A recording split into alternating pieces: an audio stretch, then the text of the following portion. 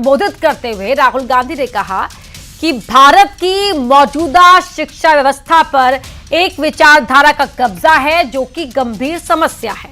RSS के जरिए कुलपति नियुक्त किए जाते हैं।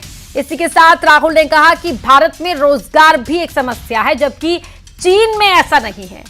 चीन के साथ तुलना किए जाने पर राहुल के इन्हीं बयानों पर बीजेपी हमलावर है। निशाना साध रही है कि जब जब राहुल विदेश जाते हैं तो देश को बदनाम करते हैं। बीजेपी के कई नेता तो देश को बदनाम करने वाले बयानों को देशद्रोह तक बता चुके हैं। हालांकि कांग्रेस राहुल गांधी के इन बयानों पर उनके साथ खड़ी है, इन बयानों को सही बता रही है। इसी पर है आज की महाडिबेट, लेकिन पहले ये रिपोर्ट देखिए।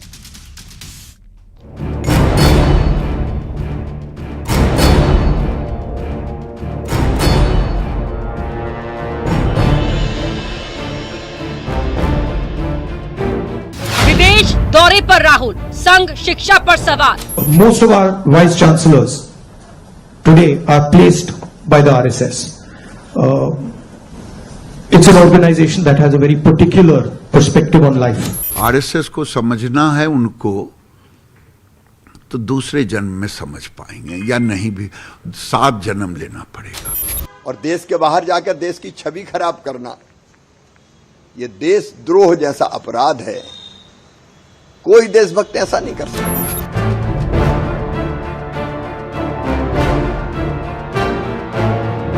राहुल का चीनी ज्ञान, देश में मचा घमासान।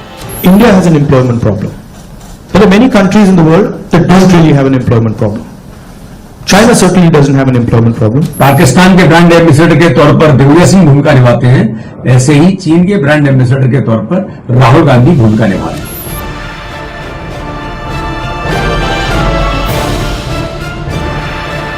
देश में उठाए सवाल, देश में मचा बवाल। अमेरिका में राहुल गांधी के बयानों पर देश में सियासी घमासान मच गया है। चीन की तारीफ, संघ और शिक्षा पर राहुल गांधी के सवालों पर बीजेपी ने पलटवार किया है। बीजेपी का आरोप है कि कांग्रेसी विदेश में भारत को बदनाम करते हैं, ये उनकी आदत बन गई है। उधर कांग्रेस ने राहुल के बयान को सही बताया है। आज इसी पर करेंगे महाडिबेट। तो बीजेपी राहुल गांधी के बयानों पर हमलावर है, तो वहीं कांग्रेस राहुल गांधी के बयानों को सही बता रही है। महाडिबेट करने से पहले जो सवाल रहेंगे उन सवालों पर डालते हैं नजर। पहला सवाल रहेगा सच्चाई या फिर बदनाम करने की कोशिश। ये महाडिबेट का आज का पहला सवाल है। अगला सवाल रहेगा चीन की तारीफ, किस तरफ है इशारा। और तीसरा सवाल रहेगा विचारधारा की लड़ाई में देश की बुराई कैसे, देश की बुराई क्यों, ये भी अगला हमारा सवाल रहेगा। तो इन सवालों के इर्द गिर्द आज की ये महाडिबेट रहने जा रही है। मेरे साथ खास मेहमान जुड़ चुके हैं, उनका परिचय आपसे करवा देती हूं।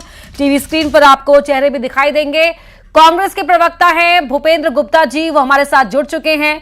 बीजेपी के स्पोक्स पर्सन है डॉक्टर गुलरेश शेख, वो भी जुड़े हुए हैं।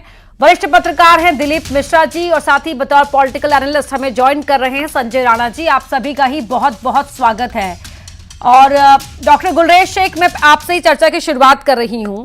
अगर अलग अलग मुद्दों पर, देश के सरोकारों से जुड़े मुद्दों पर अगर कोई अपनी राय रखता है, तो फिर वो देश की बुराई करना या देश की आलोचना करना कैसे हो जाता है?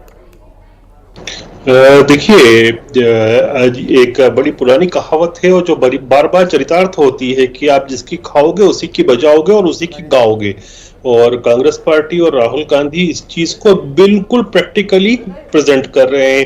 ये वो पार्टी है जिसका मेमोरेंडम ऑफ अंडरस्टैंडिंग है चीन की चाइनीज कम्युनिस्ट पार्टी के साथ। ये वही पार्टी है जो फंड लेती है राजीव गांधी संस्था के नाम पर चाइनीज कम्युनिस्ट पार्टी से।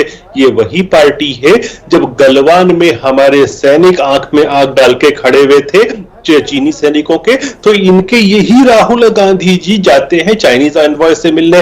और जैसे हमारे गुप्ता जी भाई साहब बैठे हैं, ऐसे इनके जो राष्ट्रीय प्रवक्ता थे वो बोल रहे थे नहीं गए, लेकिन अंततोगत्वा ये हुआ कि चाइनीज वेबसाइट पे फोटो जारी कर दिया। तो ये उनकी खाते हैं, उनकी गाते हैं। और भारत का तो ये हमेशा आप देखिए कि इनका एक कर्तव्य रहा है श्रीमान राहुल गांधी जी का, जब भी विदेशी धरती पे ये जाते हैं ये भारत को बदनाम करते हैं, यहाँ की हर चीज को ऐसा गिरा हुआ दिखाते हैं कि लोगों को ये लगे कि ये क्या देश है। तो ये करना इनके एक डीएनए का एक अंग बन चुका है जो बार बार उजागर होता है, लेकिन ऐसा नहीं करना चाहिए। यही देश ने आपको लीडर ऑफ ऑपोजिशन बनाया है, इसी देश ने जवाहरलाल नेहरू से आज तक आप लोगों को सुविधाएं दी है, उसको बदनाम मत करो। जी भूपेंद्र गुप्ता जी, तो सुबह से ही घमासान छिड़ा हुआ है, दिल्ली से लेकर मध्य प्रदेश तक तमाम अलग अलग बयान आप सुन रहे होंगे बीजेपी प्रवक्ताओं के, बीजेपी के बड़े नेताओं के। वो कह रहे हैं कि भारत में आप मोहब्बत की दुकान की बात करते हैं और भारत से बाहर जाकर कड़वे वचन भारत के खिलाफ ही। देखिए, मुझे बड़ी हंसी आ रही थी गुलरेज शेख जी की बातों पर कि इनके पास जो है एक साधारण जो समझ होती है वो भी गायब हो गई। अगर किसी देश की परिस्थितियों पर बात करें तो ये तो पढ़े लिखे हैं, डॉक्टर लिखते हैं अपने आप को, तो कम से कम इन्हें इतनी समझ होना चाहिए कि हम जब बात कर रहे हैं आर्थिक स्थिति की तो ये फैक्ट्स पर बात होती है। क्या इन्हें मालूम नहीं है कि देश जो है हमारा 4 गुना घाटा चल रहा है बिजनेस में चाइना के साथ, और जिन लोगों ने चाइना के प्रीमियर को झूला झुलाया है, जिन लोगों ने उसको हमारी ज़मीन पर कब्जा करने की अनुमति दी है और कहा है कि कोई ना आया ना कोई गया है, वो चीन का नाम लेने मात्र से इतना बेचैन हो रहे हैं। तो ये रिश्ता क्या कहलाता है? ये बेचैनी का कारण क्या, ये जरा देश को बताओ। और जहाँ तक देश की बुराई का सवाल है, मैं इनसे नाम पूछता हूँ, इनमें हिम्मत हो तो ये बता दें गुलरेज शेख से कि ये किस व्यक्ति ने जो है विदेश की भूमि पर जाकर कहा था कि हम तो ये सोचते हैं कि भारत भूमि पर हमने कोई पाप किया होगा पिछले जन्म में, इसलिए हमने जन्म लिया। ये किस व्यक्ति ने कहा था? उसका नाम लेने की जरा हिम्मत करेंगे।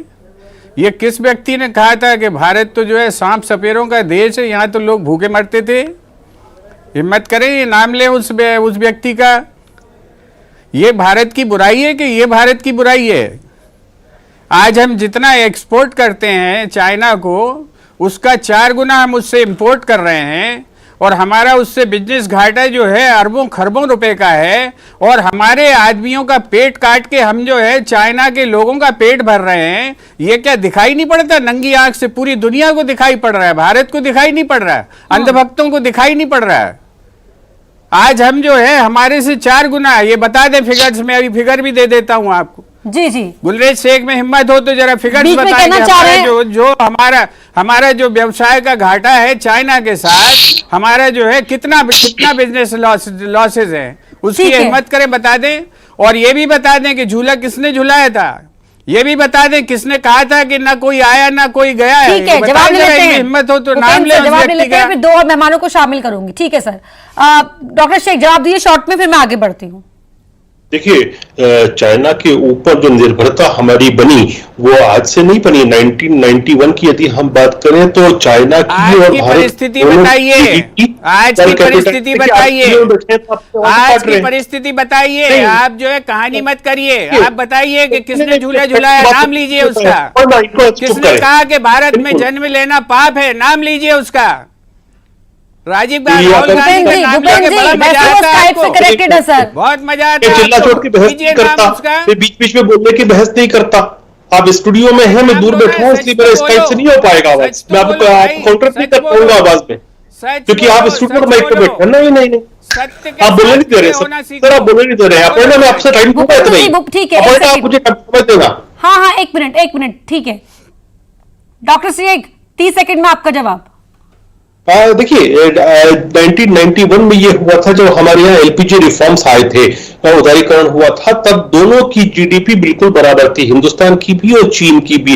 लेकिन हमारी जो पॉलिसीज रही कांग्रेस की सरकार में, उसकी वजह से चीन तो आगे निकल गया, हिंदुस्तान वहीं के वहीं रह गया। और माननीय मोदी जी के आने के बाद, उससे पहले कुछ वक्त तक के जो हमारी 4.5 साल की अटल बिहारी वाजपेयी की सरकार थी, उसमें हमने स्ट्रेटेजिक सेक्टर्स में चीनी निवेश को बिल्कुल कम किया, और आज हमने खत्म सा कर दिया है। मनमोहन सिंह के कालखंड में स्ट्रेटेजिक सेक्टर में हिंदुस्तान में 39% से ज्यादा चीनी निवेश था, आज इसको हमने 12% से भी कम श्रिंक करके ला दिया है। ये हमने किया है। और आप ये बताइए ना, सोने की चिड़िया जो हिंदुस्तान था, एक एक करके सारे सोने के पेड़ निकाल लिए। किसने निकाले? जवाहरलाल नेहरू से लेकर आपके दूसरे, आपके गांधी परिवार और दूसरे चट्टे बट्टों ने निकाले। तो इसीलिए तो लोग कहने लग गए थे कि ये सांप सपेरों का देश है, यहां पर पैदा होना भी बुरी बात है। ये लोगों की धारणा बनवाई थी कांग्रेस ने, लेकिन आज इसके बिल्कुल उलट है। जब पूरी दुनिया के ऊपर युद्ध के साए हैं, हिंसा चल रही है, अरे हाँ, बिल्कुल आऊंगी आपके पास। और दुनिया देख रही है, हिंदुस्तान दुनिया देख रही है। लेकिन ठीक है डॉक्टर गुलरेज शेख, आपने आंकड़े तो गिनवा दिए, लेकिन हर आंकड़े को गिनवाने से पहले क्यों बीजेपी प्रवक्ताओं को 90, 70, 80 की बात करनी पड़ती है? मुझे तो आज तक ये बातें समझ नहीं आ रही। भूपेंद्र जी, अब जवाब दीजिए आप कि अब वो बता रहे हैं कि जो किया, जिन आंकड़ों को लेकर आप हमलावर होते हैं, दरअसल वो आप ही लोगों की देन है और वो तो सुधार रहे हैं। गुलरेज साहब ताजे ताजे भाजपाई बने, इसलिए ज्यादा प्याज खा रहे हैं। इन्हें मालूम नहीं 91 में किसकी सरकार थी। अभी गूगल कर लें, वो 13 महीने की सरकार थी जिसमें अटल जी को बाहर। सुन लीजिए पूरी बात। ठीक है, पहले उनको बोलने दीजिए सर, मैं आऊंगी, मौका दूंगी आपको। 2 और गेस्ट हैं, उनको साथ में शामिल होने जाना है। कौन बोल रहा है? संघ पार्टी में काम कर रहा हूं। बोल रहा है, let me make it clear. कौन बोल रहा है? अब बीच में कौन बोल रहा है? डॉक्टर शेख, आप क्यों उनसे कह रही हैं? अब बीच में कौन बोल रहा है? ठीक है भूपेंद्र जी, अपनी बात कौन बोल रहा है? अभी बहुत घबरा रहे थे आप, अभी बहुत बात कर रहे थे। मेरे को बोलिए कोई पर्सनल। हाँ, नहीं भरती हैं आप। हाँ, बता रहे हैं आपको अभी। आप मैं जो कह रहा हूँ, 18 साल कोई बड़ा समय नहीं है। 18 साल कोई बड़ा समय नहीं है। 18 साल कोई बड़ा समय नहीं है, इसलिए। अरे सर, मेरी उम्र 40 साल है। मेरी उम्र 40 साल है। 18 साल बहुत बड़ा पीरियड है। आपको 91 का इसीलिए ज्ञान नहीं है क्योंकि आप 18 साल पुराने हैं।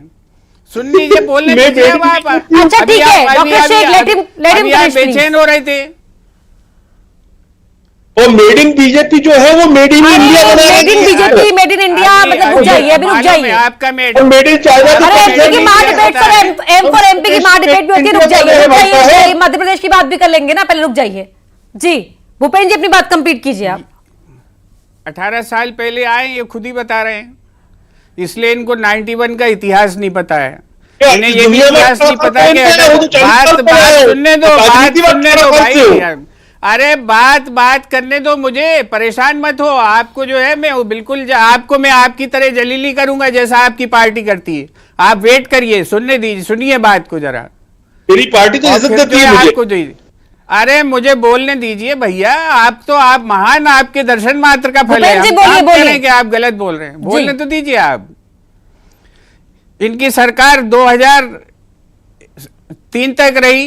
अटल बिहारी की जो दूसरी पारी थी, उस पारी के फिगर उठा लें। ये जितने फिगर बता रहे हैं ये झूठे फिगर है, नकली। मैं आपको एग्जैक्ट फिगर भी दे दूंगा। ये फिगर अभी जो है करंट फिगर से इनसे पूछ लीजिए, अभी बता देंगे कि जो है 4 गुना है हमारा व्यापार घाटा चाइना के साथ। कैसे हो रहा है? मोदी जी करवा रहे हैं। ये झूला झुलाने के बाद का डेवलपमेंट है। ठीक है, इस पर जवाब देना पड़ेगा आपको, इस देश को। आप ही की सरकार है जिसने कहा कि ना कोई आया ना कोई गया और हमारे सैनिक मारे गए। ये आप ही की सरकार है जो आज भी कह रही है। और सुब्रमण्यम स्वामी, आपके मेंबर ऑफ पार्लियामेंट, रोज कह रहे हैं वीडियो में बना के कि जो है हमारी जमीन पर कब्जा हो चुका है। झूठ कौन बोल रहा है, आप या सुब्रमण्यम स्वामी या आपकी सरकार? ये सवाल आपको इसका जवाब देना पड़ेगा। और अगर मान लीजिए आज जो है 5% जो है वहां पर बेरोजगारी है चाइना के अंदर, रोज उनका आंकड़ा नीचे गिर रहा है। और हमारा आंकड़ा क्या है? अभी जिस हरियाणा में चुनाव है वहां पर 32% बेरोजगारी आपकी सरकार बता रही है, हम नहीं बता रहे हैं। आपको शर्म आ रही है कहने में कि हमारे पास बेरोजगारी समस्या है? अगर राहुल गांधी ये बात कह रहे हैं तो आप कह रहे हैं देश की बुराई है। देश के फैक्ट्स हैं ये, देश के तथ्य हैं ये। ठीक है सर, अब मैं आगे बढ़ रही हूँ। संजय राणा जी, अब मैं आपके पास आ रही हूँ। बीमारी को बीमारी कहना, चाहे हम यहां पर कहें या बाहर कहें, तो वो तो आइडेंटिफाई करना होता है ना। कांग्रेस का ये स्टैंड है, तो फिर आलोचना कैसे हो गई? देशद्रोह कैसे हो गया? देश के साथ गद्दारी कैसे हो गई? Aparna, good evening. मेरी आवाज आ रही है आपको? जी सर, आ रही है। अपना गुड इवनिंग फैलो पैन। देखिए ऐसा है कि बीमारी को बीमारी बोलना कोई गुनाह नहीं है और कहीं पे भी अपने चीजों पर प्रश्न उठाना गुनाह नहीं है, लेकिन अगर डॉक्टर जो खुद बीमार किया हो देश को अगर वो प्रश्न चिन्ह उठाता है तो उस डॉक्टर पे भी प्रश्न चिन्ह उठते हैं। भाई इनको थोड़ा आंकड़ा बहुत भाई साहब खेल है तो थोड़ा आंकड़ा भी देता हूं। जो 1990 में पर कैपिटा इनकम हिंदुस्तान की $367 थी और चाइना की $317 थी। और अरे सर सुन लीजिए, बीच में जंप मत करिए, नहीं जंप मत करिए, बीच में भूपेन जी आपने बोलने शांतिपूर्वक बात करिए, नहीं तो बिल्कुल उछालने लगूंगा अपनी कुर्सी से। शांतिपूर्वक सुनिए, बिल्कुल शांतिपूर्वक सुनिए, हाँ बिल्कुल शांति जाइए। I am ready for any kind of debate. Don't debate like this. Please do not interrupt me when I'm talking. Aparna, please इनका फर्दर डाउन करिए। बिल्कुल, एक minute. This gentleman doesn't understand how to talk. Sanjay sir आप please आप finish कीजिए। Number two हमारा जो economy था, जब हमारी जीडीपी थी तकरीबन 1.2%, चाइना हमसे ज्यादा था। जब ये 2010 में मान्यवर थे ना तो 5.6% हो गया था, उसका फोल्ड हो गया था, 5 टाइम्स हो गया था, 1.2 के वजह से 2 की जगह 5.7 हो गया था। देखिए आप अपने चीजों पर प्रश्न चिन्ह उठाते थे, प्रश्न क्यों उठाते हो? अगर इनको पूछा जाए कि मैन्युफैक्चरिंग हब हो गया है तो मैन्युफैक्चरिंग में सारा कंट्रीब्यूशन जो है रियल एस्टेट का कंट्रीब्यूशन है, जो 35% होता था 2016 में चाइना में, वो गिर करके आज के दर में 17% हो गया। रियल एस्टेट क्राइसिस में है, तो मैन्युफैक्चरिंग की बात जब कर रहे हैं तो मैन्युफैक्चरिंग में सारी यूनिट को देखना पड़ेगा कि हब कैसे बना है। आपकी बड़ी बड़ी कंपनियां वहां से जो मूव हो रही है, चाहे एप्पल ले लीजिए, बहुत सारे लोगों ने वहां पे हब लगाए थे, लेकिन हब कब हुआ? 1991 से लेकर के 2010 के बीच वहां पे हब बना है। और उठा के स्टैटिक्स देख लीजिए कि वर्ल्ड का जो चाइना का जो ग्रोथ हुआ है इसी 20 सालों में। तो 20 साल में किसकी सरकार थी? 20 साल में तो आप भी थे और ये भी थे, लेकिन 20 साल में आपका कंट्रीब्यूशन ज्यादा था। तो प्रश्न चिन्ह आप पे उठेंगे, आप प्रश्न चिन्ह उठाने का हक रखते हो, बिल्कुल कोई बुराई नहीं है, लेकिन भैया अपने गिरबान में भी झांक करके देख लियो आपने 20 साल में क्या किया। तो एक उंगली अगर उठा रहे हैं तो 3 उंगलियां आपकी तरफ भी घूम रही हैं, आप ये कहना चाह रहे हैं। ठीक है दिलीप सर अब मैं आपके पास आ रही हूं जी। हाँ, मेरी आवाज आ रही है बना आपको? जी सर आ रही है जी। मैं तो ये कहना चाहूंगा कि अगर जैसी बात अगर बेरोजगारी की जाती है कि देश में बेरोजगारी है, मानते हैं कि देश में बेरोजगारी है, लेकिन सबसे बड़ी बात मैं ये कहना चाहूंगा कि मैं राहुल जी के उस बयान से बात करना चाहूंगा जो उन्होंने भारत जोड़ो यात्रा के दौरान के मामले में कहा था कि संवाद के रास्ते बंद थे तो उन्होंने भारत जोड़ो यात्रा निकाली।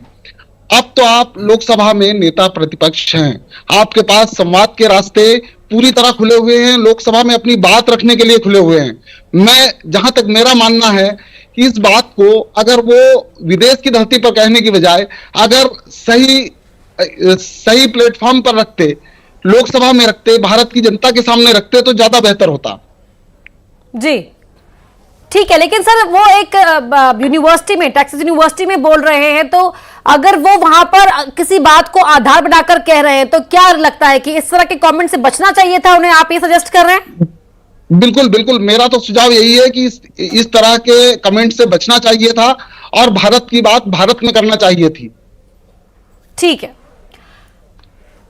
भूपेन जी, अब मैं आपके पास आ रही हूं। भारत की बात भारत में होनी चाहिए, भारत के लोगों के बीच में होनी चाहिए, और अगर आप अंतर्राष्ट्रीय मंच पर बैठकर चाइना का एग्जाम्पल देंगे जिससे हमारे संबंध कैसे हैं वो जग जाहिर है, तो आप क्या नैरेटिव सेट कर रहे हैं?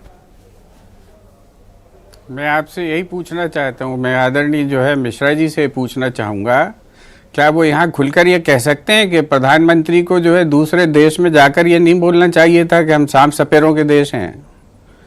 उन्हें ये जाकर विदेश की धरती पर नहीं बोलना चाहिए था कि हम जो है हमने पिछले जन्म में कोई पाप किया था इसलिए भारत में जन्म लिया? इस बात को आप कहिए खुलकर, मैं राहुल गांधी की बात को एक्सेप्ट करूंगा। बोलिए, जरा साहस करिए, इसमें क्या बुराई है? भूपेन जी, मेरी बात बिल्कुल, आप मेरी बात सुनिए, मेरी बात सुनिए भूपेन जी। मैं तो ये कहना चाहूंगा कि अगर बात भारत की हो रही है तो भारत की जमीन पर होना चाहिए, वो चाहे नरेंद्र मोदी करें या राहुल गांधी करें। भारत की बात भारत के अंदर की जाए, ज्यादा बेहतर होगा। अगर हम अंतर्राष्ट्रीय मंच पर, अगर हम विदेश में जाकर इस तरह की बात करते हैं तो हमारे देश की छवि में कहीं ना कहीं असर पड़ता है। आप देखिए, मैं एक आपको बहुत छोटा सा उदाहरण देना चाहूंगा। कर लूं मैं? जी जी बताइए आप। ये तो मैंने आपको 2 उदाहरण दिए, ये हमारे प्रधानमंत्री जी ने किया है। जी पाकिस्तान में ऑफिशियल डेलीगेशन के साथ डॉक्टर वेद प्रताप वैदिक गए और हाफिज जी। सईद के साथ उसके घर जाकर उन्होंने चाय पी। तब गुलरेज शेख साहब को इतनी तकलीफ हुई थी या बीजेपी को इतनी तकलीफ हुई थी? उनसे पूछे जरा। देखिए- ये देश सुनिए, पूरी बात कहने दीजिए मुझे। जी जी ये रोज जो है जिन्ना साहब की कहानी पढ़ते हैं, कब्र से उनको निकाल के ले आते हैं। किस पार्टी के नेता गए थे उसकी मजार पे चादर चढ़ाने एज ए उप प्रधानमंत्री? किसने वहां जाके मत्था टेका और फूल चढ़ाए? ये देश को सिखा रहे हैं राष्ट्रवाद, ऐसा झूठा राष्ट्रवाद कि जिसे रोज गाली बकते हो उसको जाकर जो है फूल चढ़ाते हो, उधर चादर चढ़ाते हो और हमें सिखाते हो कि नहीं। पाकिस्तान दुश्मन है, बिना बुलाए जाते हो बिरयानी खाने। सुनिए मेरी बात, हो जाने दीजिए सर। ठीक है, बिल्कुल संजय सारी जी, चीजें तो- जोड़ संजय के जी आपके पास आने टोटलिटी लेकिन में पहले बात तो गुलरेज शेख से ये जवाब देते हैं। टोटलिटी में बात करिए आप। हाँ, डॉक्टर शेख। अपर्णा, अभी भाई साहब ने कहा कि वैदिक जी गए थे और हाफिज सईद के साथ उन्होंने चाय पी थी, तो हमने आपत्ति जताई थी, हमने खुली जुबान में एतराज दर्ज किया था। आप अपनी पुरानी मीडिया फाइल्स पर देख सकते हैं इस चीज को। और अभी इन्होंने कहा था कि सुब्रमण्यम स्वामी के विषय में कि वो जो टिप्पणी करते हैं, तो मैं आदरणीय गुप्ता जी से ये पूछना चाहता हूँ, सुब्रमण्यम स्वामी जी सोनिया गांधी को ताड़का कहते हैं, राहुल गांधी को वो जो है बुद्धू कहते हैं, प्रियंका रॉबर्ट वाड्रा को वो बोतल कहते हैं और उनके पति को रॉबर कहते हैं। तो आप क्या कहते हैं उसके विषय पे? क्योंकि आपने उनको कोट किया है, आप उनकी चीजों को बिल्कुल मान रहे हैं, तो उन्होंने ही ये सब चीजें कही है, बोतल, बुद्धू, ताड़का, रॉबर, इसी गांधी परिवार को। तो क्या कहते हैं आप उस पर? जी ऐसा नहीं होता कि आप जी, इस तरह की चीज लोग इसको नहीं करते? एक मिनट, बहुत सुंदर सवाल इन्होंने किया है। पहले तो ये बता दें कि वो किस पार्टी के मेंबर ऑफ पार्लियामेंट, कांग्रेस के हैं क्या? मैं कहता हूं जो आज जो कांग्रेस का मेरी बात सुन लीजिए, मेरी बात सुन लीजिए, तो आपको ये मेरी बात बात ग्रहण अब मुझे करना बोलने दीजिए आप। राहुल गांधी मेरी जो है बात वो बोलने धोती दीजिए। को- अच्छा, जवाब देते हैं। जो बीजेपी डॉक्टर शेख जवाब दे लीजिए। सोनिया गांधी जो है वो चोर है। अरे वो आपने ताड़का सवाल पूछे, के- जवाब तो सुन लीजिए अब। भारत की चीजों को यूपीए की ठीक है, सरकार डॉक्टर के शेख, देखिए, मेरे पास बहुत कम वक्त समय शो के लिए बचा हुआ है। एक फाइनल कमेंट ले लीजिए, आगे भी लेना है, प्लीज बोलने दीजिए। आर्टिफैक्ट्स को भेजा गया, अब मानो ना इन सब चीजों को, कबूल करो। आज टीवी में मैं हर चीज का जवाब दूंगा आपको, मैं आपकी हर चीज को मान लूंगा अगर आप इन एलिगेशंस को मानते हो। संजय जी आपके पास आ रही हूँ फाइनल कमेंट के लिए। आप क्या जवाब दोगे यार? आपकी पार्टी में दम है कि उसको पार्टी से निकाल दो? Sanjay Rana sir, final comment from you. मैंने कोट किया क्योंकि वो तुम्हारा नेता है, तुम्हारा राज्यसभा सदस्य है। ठीक है, इतना ही समय था मेरे पास। बहुत धन्यवाद एमपी की महाडिबेट में शामिल होने के लिए। बहुत बहुत धन्यवाद आप सभी का। तो विदेश में है राहुल गांधी और वहां जो भी कह रहे हैं उनकी हर एक बात पर हंगामा छिड़ा हुआ है, दिल्ली से लेकर भोपाल तक। और इसी हंगामे के बीच हो रहा है सियासी वार पलटवार। एमपी की महाडिबेट में इतना ही, खबरें लगातार जारी।